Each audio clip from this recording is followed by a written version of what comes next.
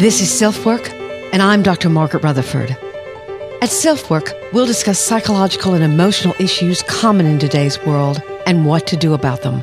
I'm Dr. Margaret, and SelfWork is a podcast dedicated to you taking just a few minutes today for your own self-work. Hi, and welcome back to SelfWork. I'm Dr. Margaret Rutherford. I'm a clinical psychologist out of Fayetteville, Arkansas. I've actually been seeing patients for almost 25 years now. So I started blogging back about 5 years ago and podcasting just last year. I wanted to extend the walls of my practice to those who might already be in therapy but would be interested in hearing what another psychologist had to say, or the many people who might never have considered going to therapy. I thought they might be curious about what someone like me might have to say. So welcome. Today, we're going to be talking about codependency. A lot of people use that word, and so I always have to ask them, now, what exactly do you mean by that? Because I think there's a lot of confusion about it. Actually, even experts on codependency disagree about what codependency is. In fact, last week I asked people on my Facebook page what they might want to work on in 2018, and codependence was one of the first things that they mentioned. So that's why we're talking about it today. We'll look at the history of the term, just a little bit of it. I'll use some actual examples from my practice, and I've come up with 5 questions, both for the enabled and 5 questions for the enabler. Codependency has a lot to do with someone enabling another person to be dysfunctional. And these questions are certainly not comprehensive, but they're meant as a guide for thought and reflection. I'm also going to offer you certain books and support groups that can be helpful. And our last feature is an email from a listener. Is the 7-year itch really something real? We'll talk about it. And again, as always, what you can do about it. Thanks for being here. And we're going to be talking about codependency.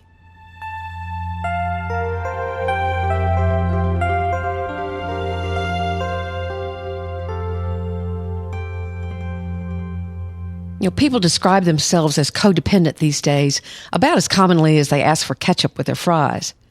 But what exactly is codependency? Is it a good thing? Is it a bad thing? Or is it somewhere in the middle? There are many different definitions of codependence. And again, as I said in the intro, many different experts on the subject who don't necessarily agree with one another. In the beginning, a codependent relationship was defined as one where there was substance abuse. In fact, it was alcoholism because it was talked about and reported in AA literature, Alcoholics Anonymous.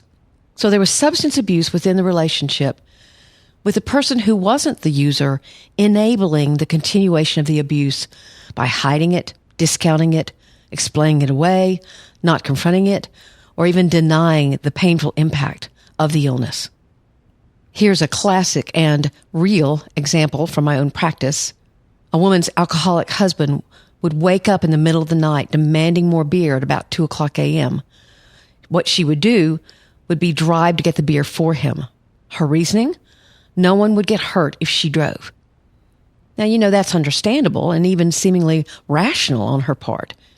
Yet, what might a non-codependent partner do? They might pick up the phone and call the police immediately when their husband gets his key and leaves. Obviously, there's a little more risk involved, but you would be confronting the real problem. Now, she doesn't do this for many reasons. Maybe he's abusive. He's not going to get treatment, so why bother? The children would be embarrassed. She'd be embarrassed.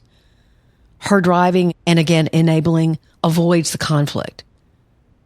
She may need a sense of control, and that's how she gets it. And you can go on and on and on in her reasoning of why she doesn't do it or why she doesn't confront the problem. Now, it's very tough when someone you love has an addiction. Yet enabling it doesn't work in the long term. The enabler may actually feel superior or better than the abuser and find some weird sort of self-esteem by continuing to help hide the problem. And it can go on for years. These days, however, the term codependent has really morphed into something much more general. When I hear, as a therapist, I'm codependent or we're codependent, I think people seem to be describing a loss of feeling responsible as individuals and that their lives are too tightly interwoven. For example, the belief might be, I wouldn't do what I do if you didn't do what you did. Not necessarily blaming, but almost feeling as if your relationship is a seesaw. You're on one end and your partner's on the other end. So when they're up, you're down. When you're up, they're down. What's also highly likely is that the relationship is bringing out each individual's most unhealthy problems. The couple doesn't know where one of them begins and the other one ends. They become what's termed enmeshed. Here's an example of this kind of seesaw-ish type of relationship. An insecure woman with problems with self-hatred purges, where she vomits her food. She is partnered with a perfectionistic man who is uncomfortable with conflict. He can hear what she's doing late at night, but doesn't confront her disease. Instead, he avoids it like the plague. She continues purging for comfort, urgently needing his attention. When she finally becomes too sick, he waits on her hand and foot and tells her how great she looks. She soaks up his attentiveness. When he returns to being his normal self or not there for her, she begins the cycle all over again, focusing only on needing to please. You can see that they're both trapped in their own pain, yet their interaction is compulsive. It's not good, honest caring and empathy. They may both feel they have no other choice than to do what they're doing. And so the destructive pattern continues. There was an article in Psychology Today that I thought was interesting on the topic, but by a woman named Linda Esposito. I'll have the link to it in the show notes. She offers questions about how you can tell you're in a codependent relationship. There are 6 of them. 1, does your sense of purpose involve making extreme sacrifices to satisfy your partner's needs? 2, is it difficult to say no when your partner makes demands on your time and energy? Number 3, do you cover up your partner's problems with drugs, alcohol, or the law? Number 4, do you constantly worry about others' opinions of you? Number 5, do you feel trapped in your relationship? Or number 6, do you keep quiet to avoid arguments? So if any of this fits you, or a lot of those fit you, you might want to consider that your relationship has some codependent features within it. You know, it's interesting to me that there was one researcher on codependence, and I forget his name right now, but he really thought that codependency should be a mental illness in and of itself. He had definite criteria that needed to be met. They're a lot more complicated than these questions from Miss Esposito. I got a little confused just reading them myself. So I wanted to keep this as clear as possible. And I think her questions are good ones. By the way, it was turned down as an illness in and of itself. Now, dependent personality disorder is a mental illness, or it is a personality disorder, and it involves dependency and passivity, but it's not the same thing as codependence. So what can you do when you realize that your relationship is taking up way too much of your energy, or when you know there's a secret in your family that you'll do anything to hide from others? Of course, that would, again, be enabling. Or that you jump through all kinds of hoops to keep your partner happy, even though there's a problem that neither of you is confronting head on. I've come up with 10 questions, 5 for what I call the enabled, and 5 for the enabler. For instance, in our example a few minutes ago, the woman who had the purging issue would be the enabled, and her husband was the enabler. So 5 questions for the enabled.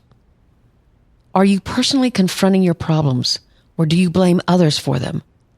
2, do you feel entitled or owed the help your partner offers? Number 3, if you have an addiction or self-destructive problem, how are you denying it to yourself or others? Do you not even see it as an issue? Are you being honest about its impact on your family and your own life? Number 4, do you know how to give? If not, what work do you need to do to learn? And number 5, what would have to happen for you to seek treatment or help? And 5 questions for the enabler. Number 1, how did you become afraid of conflict? Number 2, what might have caused you to be uncomfortable with receiving? Number 3, when did you begin to find your self-esteem in being a giver or to make sacrifices constantly for others? Do you like control a little too much? Number 4, does your partner's problem tend to make you feel superior to him or her? If so, what has made that important to feel? Number 5, what is keeping you in the relationship? Are you afraid of leaving? And if so, why? These questions aren't easy to answer, nor are they in any way complete or all that's needed. They're a starting point or a guide to the kind of emotional work that needs to be done if your relationship has a chance of being healthy. A good therapist can obviously help. But there are also some excellent books on the topic, and I'll have links to these books in the show notes. A classic is Codependent No More. There's an old book that came out years ago, but has been reprinted a lot, called Women Who Love Too Much. It's very good. And then there's one called Codependency for Dummies. I saw a lot of quotes from the authors of that book in different articles, so it must be a good one. Of course, there are also support groups. AA, or Alcoholics Anonymous, is there for the substance abuser. There's also NA, Narcotics Anonymous. Al-Anon is an excellent resource for enablers. Al-Anon is a group specifically designed for the people who are trying to stay in relationship with people who abuse substances. It teaches you to detach with love. And then there's Codependence Anonymous, another supportive and teaching organization for people who have recognized, oh yeah, they're enablers all right, and they want help. There are chapters of all these groups in every major city, and even in smaller towns, there's probably an AA and an Al-Anon. Not so sure about a CODA or Codependence Anonymous, but you can look. The goal within these groups, and certainly for the books, is for you to unhook from one another. If you are the enabled, to take responsibility for fixing what problems you have as an individual. If you're the enabler, to expect to give and receive in a good, healthy relationship. And for neither of you to live your life in denial or martyrdom. In a healthy relationship, there's what I call interdependence, not codependence. That means that you, of course, become accustomed to someone doing things for you that, frankly, they may be better at doing than you are. And you are better at some things than they are. So you develop an interdependence on one another. But there is give and take. That's what's missing in large part in a codependent relationship, at least in any kind of healthy or productive way.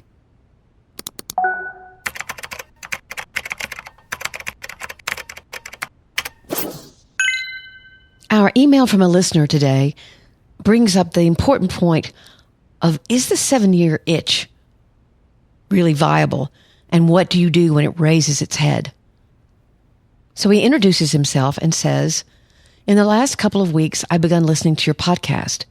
While I still have a long way to go in my mental and emotional journey, it has done me an incredible amount of good. You've asked for listeners to email you with a little information about themselves, so I thought I'd do that. I'm a 38-year-old gay man living in California. Most of my life, I've been very shy and introverted and have lacked self-confidence, partially due to struggling with my weight as a child. I'm currently working with my boyfriend of around 7 years to repair our relationship. We both have problems with communication and have tended to avoid any conflict. Last year, he attempted to have an affair, but backed out at the last moment. He regretted it and revealed this to me immediately. But as we'd always done, we brushed it under the rug and moved on. This past year has been extremely emotional for me as he's pulled away, spending more time with friends and less nights at home. I've become lonely and jealous, angry about some of the people he was bringing into our lives. Things have come to a head recently as we could both see the relationship crumbling, and we begun talking more about our current feelings and problems we should have communicated about years ago. This happens so much. As an editorial side note, I've suggested that we begin couples therapy to work through our communication issues, and while he's agreed, we've not made that step yet. I did a search for a therapy podcast in the meantime and came across SelfWork. In particular, your podcast on perfectly hidden depression, anxiety, fear of missing out, and anything related to relationships have really helped me to calm my mind when I have feelings of anxiety or paranoia about our relationship. Then he goes on to say some nice things about SelfWork. So I'm going to read you what I wrote to him, but know first that the 7-year itch is a real thing.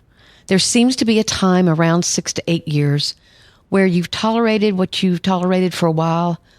Then you realize things may not change like you hoped maybe they would in your partner or even in yourself.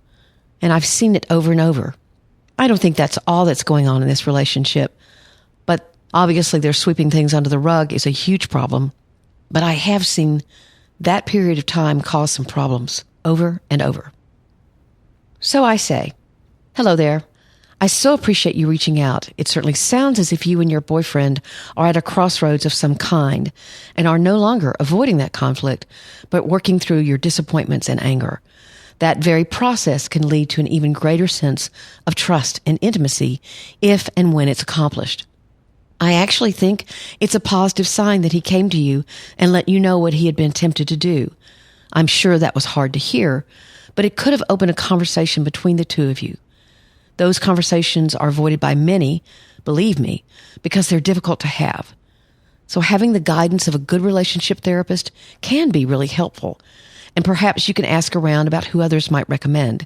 Someone who's especially known for work with couples. Not everyone's good at it, and both of you need to feel comfortable from the very beginning. I want to further say that couples work can be very difficult, but when you get someone who knows what they're doing, then both of you can feel understood and gently guided to see the impact of what you say, what you do on your partner. You can look back at the families you grew up in and how those different families are affecting your current relationship with one another. And you can learn to talk about your anger and disappointment in specific ways that, again, build intimacy rather than break it down. There are not a lot of people who know how to do it, but when you learn, it's a skill you'll use the rest of your life. Good luck to you, and thanks so much for writing and listening to SelfWork. There are no perfect relationships, and so we run into problems in them from time to time. We get what I like to call out of sync. And really, what I have learned is that it doesn't take all that much effort to tweak the relationship into being much better and much more fulfilling. It does take both people taking responsibility for themselves, but when you do that, then your relationship can grow. I certainly hope that this listener works on his relationship and that he and his partner learn how to communicate and listen.